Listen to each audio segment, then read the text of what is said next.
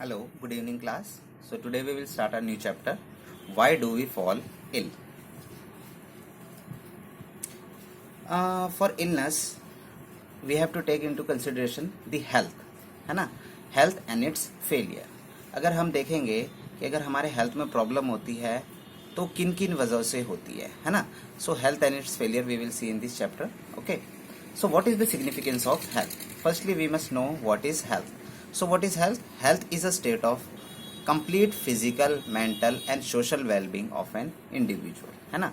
What we can say कि अगर हमारा एक इंडिविजुअल का complete physical, complete mental and complete social being अगर हमारा ठीक रहता है तो उसे हम प्रॉपर हेल्थ बोल सकते हैं, है ना? फिजिकल में हमारा क्या आ जाता है? आसपास का environment, okay, which includes trees, animals and many other, you can say as air, water and all things, है ना? कि हमारे यहाँ किसी तरीके का कूड़ा ना पड़ा हो, पर्सनल हाइजीन ठीक हो. So these all include in the physical. Okay, then mental. If the जो हमारा इंडिविजुअल है उसका मेंटल हेल्थ ठीक है, सो हम उसे कह सकते हैं कि he is mentally fit. Okay, then the social wellbeing में हमारा आता है आसपास उनके कौन कौन रह रहे हैं, उनके साथ उनका कैसा रिलेशन है. तो वो रिलेशन अगर ठीक रहता है तो हम कह सकते हैं that he is totally physically, mentally and socially fit. Okay, his health is strong. Okay, anything that prevents proper functioning of cells and tissues will lead to a lack of proper activity of the body. अगर किसी तरीके से भी हमारी sales, tissues किसी तरीके से काम करना बंद कर देते हैं या थोड़ा सा हमारा किसी तरीके का फेलियर आ जाता है उनमें, तो क्या होता है? हमारी हेल्थ पे उसका इफेक्ट हमें देखने को मिलता है. Okay, so this is the main significance of health. So in the second point we will see the personal and community issues both matter the health, है ना? अगर हम पर्सनल इश्यूज में देखें तो पर्सनल इश्यूज में हमारे पास क्या क्या आएंगे? जैसे कि हमारा सोशल एनवायरनमेंट है. सोशल एनवायरनमेंट जैसे कि आप यहाँ देखें क्या क्या आता है, जैसे हमारी इकोनॉमिक कंडीशंस कैसी है ना? जॉब्स कैसी है, सोशल इक्वालिटी, हमारा दूसरों के साथ कैसे लेना देना है ना? दूसरों के साथ हमारी हार्मनी कैसी है, हम उनके साथ प्यार से रह रहे हैं या किसी दूसरे भावना के साथ रह रहे हैं. ठीक है, तो ये सारी चीज़ें, ये सारी कम्युनिटी इश्यूज और पर्सनल इश्यूज हमारा हेल्थ को बनाए रखता है. If these things are not in a proper way तो हमारा हेल्थ हमेशा खराब रहेगा. Okay, then the second thing and the main issue is the surroundings. जो हमारे आसपास का सराउंडिंग्स है, हमारा एनवायरनमेंट कैसा है ना? तो वो सबसे ज़्यादा हमारा डिपेंड करता है हमारे ऑर्गेनिजम्स की हेल्थ पे. If the surroundings is not good so the person will affect from many diseases, है ना? बहुत सारी डिजीजेज ऐसी है जो कि आपकी सराउंडिंग्स में अगर कोई किसी तरीके की गंदगी होती है तो उसके कारण हमारा क्या है, वी कैन कॉज हमारे डिजीज हमें देखने को मिलते हैं. Okay, now we will see the distinction between the health and the disease free. Health एक वर्ड होता है कि हमारा, जैसे अभी हमने आगे देखा, हेल्थ क्या होता है? When we are physically, mentally and socially strong, है ना? जब हमें किसी तरीके का प्रॉब्लम ना हो तो उसे हेल्थ फिट बोला जाता है. And what is disease free, वो भी हम आगे नीचे देखते हैं. तो सबसे पहले हमें पता होना चाहिए उसके बारे में, what is disease. So what is disease? Disease means uncomfortable. When a person is affected by disease it will have the improper functioning of the organ system, है ना? तो डिजीज में क्या होता है? हमारे किसी भी ऑर्गन सिस्टम में से कुछ भी हमारा ऑर्गन काम करना बंद कर देता है. ओके, फॉर एग्जाम्पल अगर हमारा हम कुछ उल्टा सीधा खा लेते हैं so it will affect our digestive system. हमारे पेट खराब हो जाता है ना? तो किसी तरीके से हमारी लिवर फेलियर हो जाता है, तो हमें कुछ ना कुछ डाइजेस्टिव प्रॉब्लम्स हमें देखने को मिलती है. Okay, so that is disease. Now healthy is a state wherein the person is fit and fine from all aspects include all his physical, mental and psychological and emotional state, है ना? Being healthy refers to being free from any disease. अभी हमने पहले भी देखा था कि health हम किसे बोलते हैं? When a person is totally fit. Totally fit किसे बोलेंगे? When he is physically, mentally, psychologically and socially fit, है ना? तो उसे हम healthy person बोल सकते हैं. तो बीइंग हेल्दी क्या होता है हमारा? It refers to being free from any disease. तो हेल्दी पर्सन किसे बोलेंगे? जब वो किसी भी डिजीज से हमारा पर्सन फ्री हो. ओके, नाउ डिजीज फ्री किसे बोला जाता है? But being disease free does not refer to be healthy, है ना। अब हम कह रहे हैं कि उस बंदे में किसी तरीके की बीमारी कभी भी नहीं होती है, ठीक है, तो हम उसे ये नहीं कह सकते कि वो एक हेल्दी पर्सन है, ठीक है। तो उसमें क्या प्रॉब्लम हो सकती है, that is a person who is disease free does not have any diseases but they might not be stable from inside as that of a healthy person. कहता है कि वो अंदर से उस इंसान के कुछ ना कुछ खराबी जरूर होगी, वो स्टेबल नहीं होगा जैसे कि हमारा कौन सा पर्सन है, एक healthy person.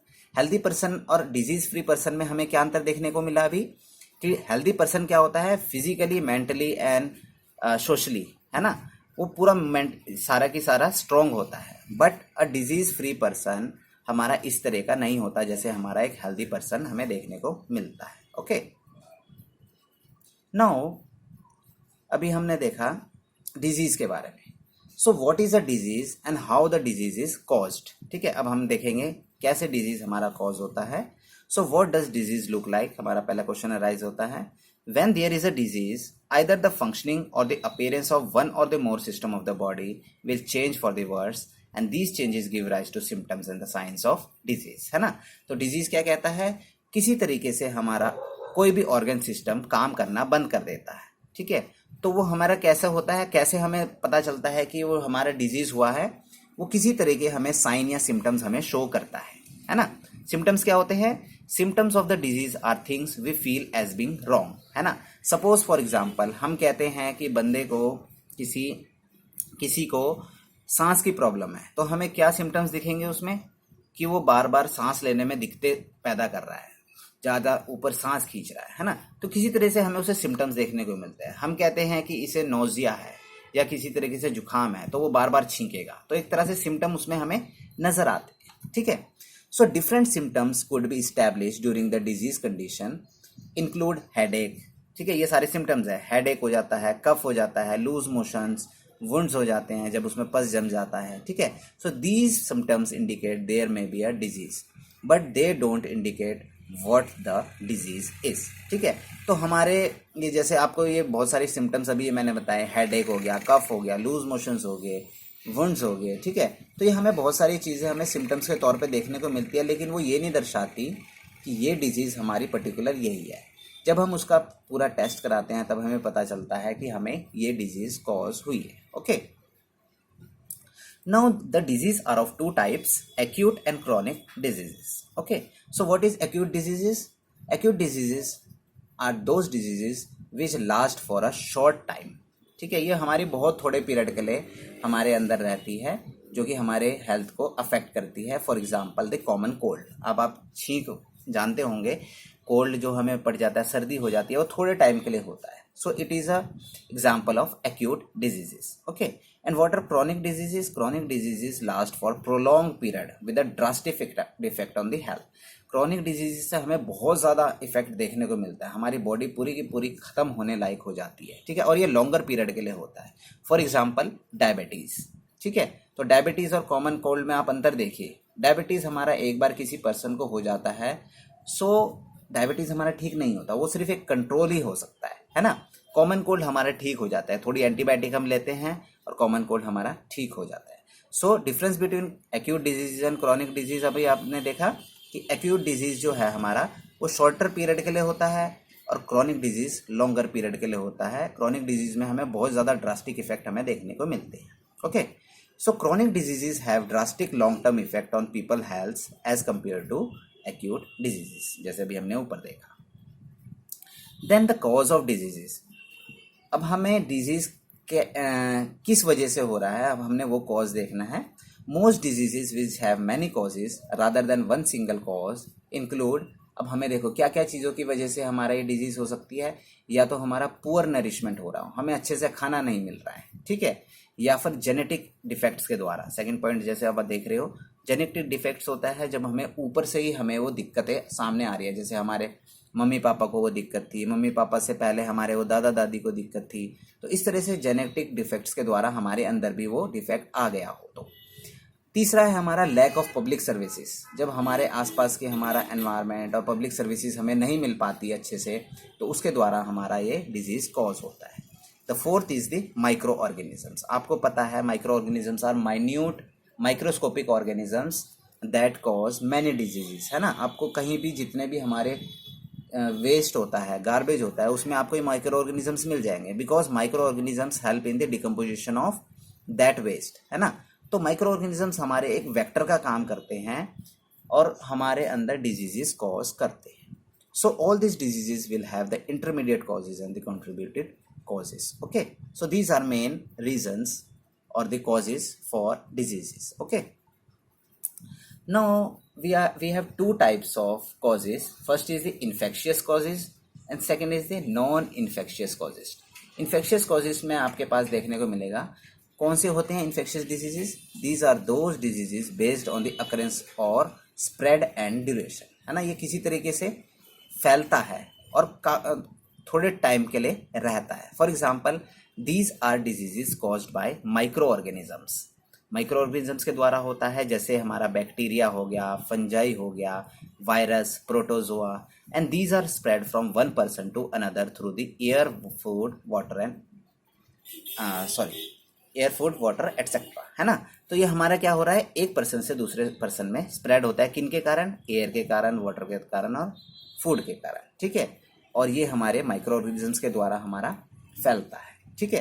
And non infectious disease are cause by genetic abnormalities, जो हमारे पीढ़ियों से चलती हुई आ रही है. ठीक है, तो ये किसी तरह से हमारे स्प्रेडिंग से नहीं फैल रही है. Okay, so these are called non communicable diseases. जैसे हमारा ये है example cancer.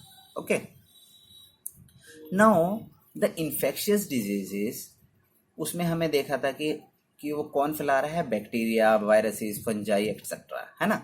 So these are, सबसे पहले हम देखेंगे कि इन्फेक्शियस डिजीजेस को कौन फैलाता है. इन्फेक्शियस एजेंट्स यानी कि जो एक जगह से दूसरी जगह हमारे कैरियर का काम करते हैं, बीमारी को लेके जाते हैं, है ना. So organisms which cause disease are called infectious agents. Okay, so they obtain nourishment from host, है ना. जो जिसके ऊपर ये जाते हैं उसी से ही अपना खाना ये लेते हैं. For example, bacteria, virus, fungi, protozoa, helminths, ये सारे के सारे हमारे इन्फेक्शियस एजेंट्स हैं जो बीमारी को फैलाते हैं, डिजीजेस को फैलाते हैं. ओके, फॉर एग्जाम्पल बैक्टीरिया के केस में देखिए क्या क्या बीमारी ये फैलाते हैं. इट कॉजेज टाइफाइड, आपने सुना होगा काफ़ी बार, है ना. टाइफाइड क्या होता है, जिसमें बहुत ज़्यादा हमारा हाई टेम्परेचर हो जाता है, बुखार हो जाता है. ठीक है. कोलरा, जिसमें हमारे पास क्या होता है, डायरिया बहुत ज़्यादा लग जाता है. ट्यूबरक्लोसिस, टीबी जिसे बोलते हैं, एंथ्रेक्स, पिंपल्स, पेप्टिक अल्सर्स, ये सारी कुछ बीमारियां हैं जो किसके कारण होती है, बैक्टीरिया की वजह से होती है. Okay, then we have common cold, जो कॉमन कोल्ड हो गया, इन्फ्लुएंजा हो गया, डेंगू फीवर, सार्स, एड्स, ये सारे हमारे वायरस के द्वारा फैलते हैं. Okay, bacteria is some different organism, virus is some different organisms. ठीक है ये सारे माइक्रो ऑर्गेनिजम्स. फिर आती है हमारी फंजाई, जो कि हमारी स्किन इन्फेक्शंस कॉज करते हैं. Okay, then we have protozoa which causes malaria, kala azar, sleeping sickness, है ना. काला अजहर आपका काला बुखार जिसे बोलते हैं, स्लीपिंग सिकनेस जिसमें हमें नींद ही आती रहती है. ठीक है, तो ये सारे प्रोटोजोआ के कारण फैलते हैं. देन वी हैव हेलमिन्थ्स होते हैं हमारे वॉर्म्स, जो कि हमारे इंटेस्टिनल इन्फेक्शंस को कॉज करते हैं, और एलिफेंटियासिस, जिसमें आपके हाथी पैर हो जाता है. ठीक है, so these are various infectious agents जो कि हमारे डिजीजेस को कॉज करते हैं. ओके, अब वो कैसे फैलाते हैं. अभी तक हमने एजेंट्स देखे कि कौन कौन से होते हैं. अब वो बीमारी को कैसे फैलाते हैं, वो ये सारा किस किस वजह से फैलाते हैं. These are mainly air, water and physical contact, है ना. तो एयर वाला कैसा कहता है, airborne diseases are those diseases which are transmitted through the air, है ना, जो हवा के द्वारा फैलता है. So micro organisms are transmitted in the form of droplet in the air. ठीक है, और ये हवा के द्वारा ही हमारा एक पर्सन से दूसरे पर्सन में फैलता है. और कॉमन डिजीजेज इसमें देखने को मिलती है कॉमन कोल्ड. आप एक दूसरे के सामने छींकते हैं तो दूसरे पर्सन को वो कोल्ड लग जाता है ना. So these are communicable diseases which are transferred through the air. Then we have pneumonia, we have tuberculosis. तो ये सारी बीमारी है जो एयरबोर्न डिजीजेज है. Then we have waterborne diseases. Waterborne diseases कैसे फैलती है. This occurs if the excreta from the someone suffering from an infectious gut diseases such cholera get mixed into the drinking water used by the people nearby. कह रहा है आपको पता है कि किसी को अगर इन्फेक्शन है, ठीक है, कॉलरा सपोज है, और उसका हमारा जो वेस्ट है वो किस में मिल जाए, आसपास के पानी में मिल जाए, जो कि पानी हमारा यूज़ होता है फॉर ड्रिंकिंग पर्पसेस या किसी दूसरे पर्पसेस के लिए, मेनली ड्रिंकिंग पर्पसेस के लिए, तो वो इन्फेक्शन हमारे अंदर आ जाता है. So it is a water borne diseases.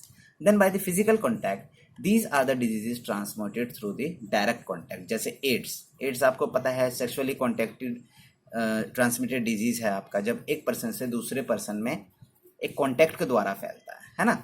ठीक है, तो इसमें ब्लड कॉन्टैक्ट होता है हमारा, जिसके द्वारा हमारा ये एड्स फैलता है. ओके, सो फिजिकल कॉन्टैक्ट में हमारा एक पर्सन से दूसरे पर्सन में टच कॉन्टैक्ट होता है. Then we have vectors. Vectors क्या है हमारे? द मोस्ट कॉमन कैरियर्स, जो कि हमारे ट्रांसफर करते हैं माइक्रो ऑर्गेनिजम्स को from one person to another. For example हमारी फीमेल एनाफिलीज मॉस्किटोज होती है ना, डॉग्स होते हैं, हेन्स होते हैं.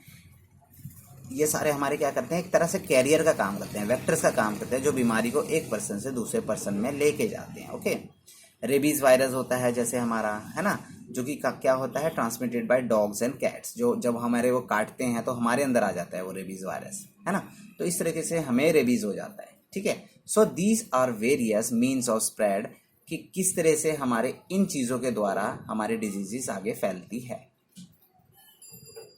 Then we will see the organ specific and tissue specific manifestations.